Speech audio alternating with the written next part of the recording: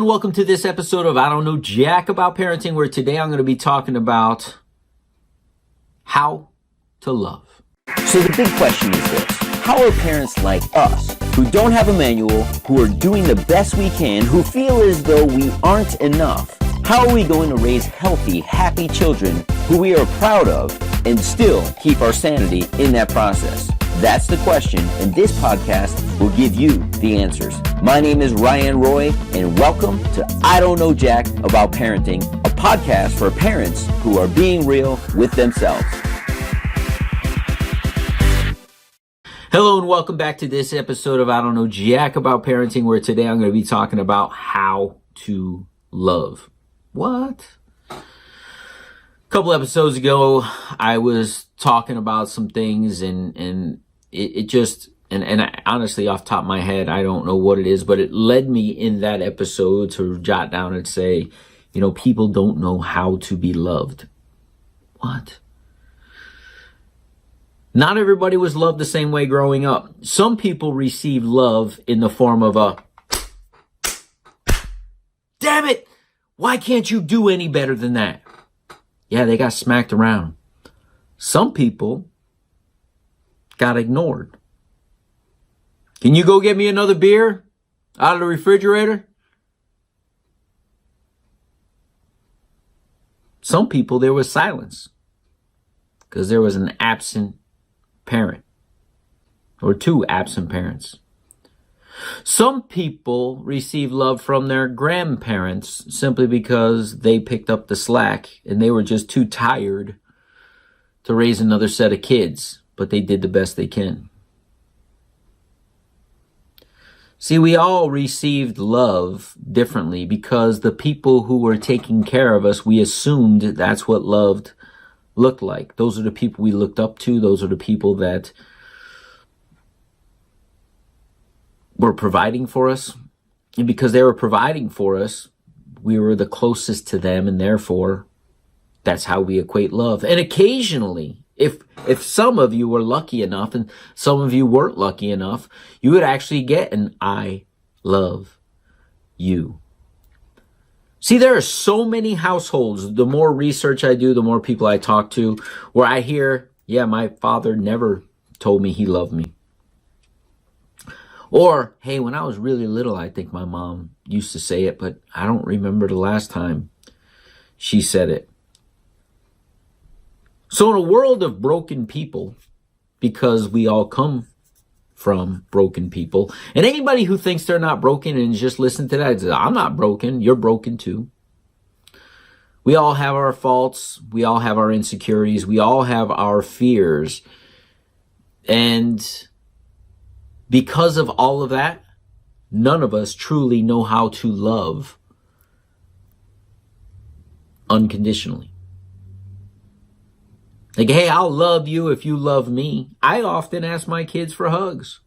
Hey, can I get a hug? Daddy needs a hug. Daddy wants a hug. And they'll come over and do it. Luckily, they still do it willingly. I don't have to force them.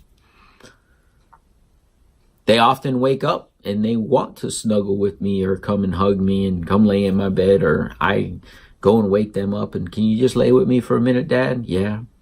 The little one gets up at 5:30. I happened to fall asleep last night watching a football game on the couch.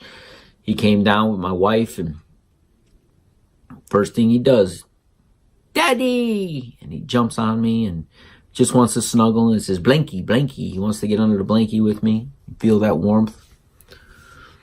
See, I don't know that I am loving my kids with all the love that they need. I know I'm doing the best I can. But I didn't grow up in a very affectionate family.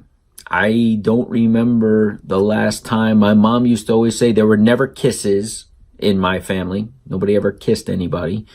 My mom was a hugger.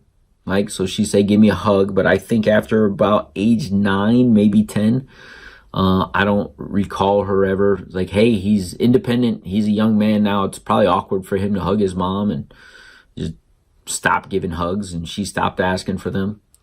I'm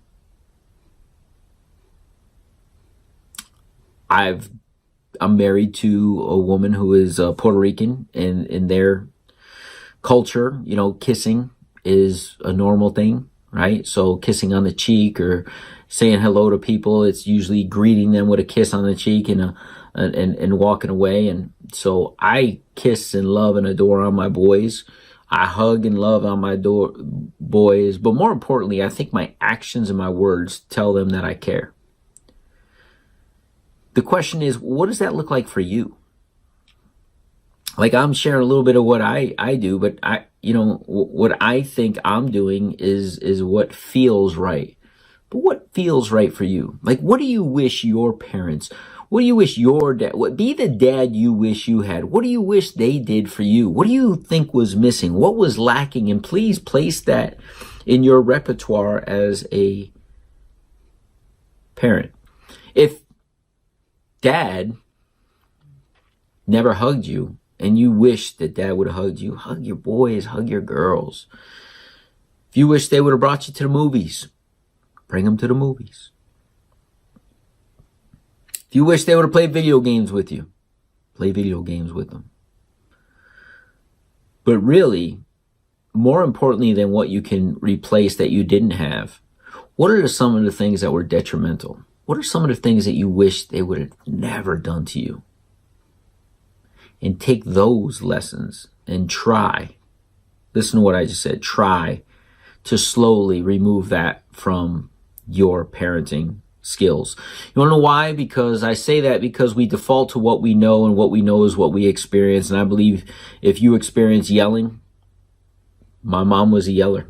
I'll be honest. There's times where, man, I want to scream at the top of my lungs at my kids. And I can honestly say one time I yelled at the older one, and I haven't yelled at the younger one.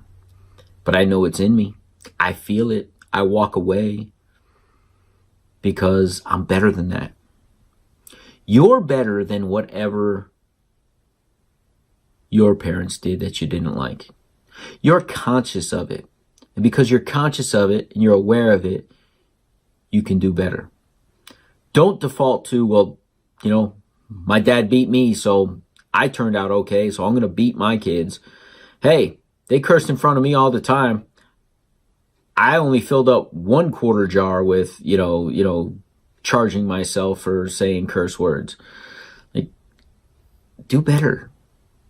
Be better. Because you are better. It just makes sense to me.